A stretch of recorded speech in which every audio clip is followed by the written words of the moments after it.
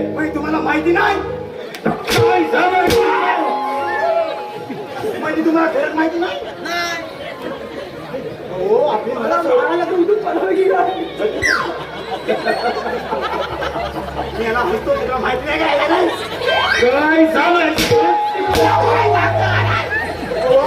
मला स्वर्गवासी झाली. महाराज स्वर्गवासी झाली. आपल्याला सोडून गेली. स्वर्गवासी झाले. याला हसतोस का?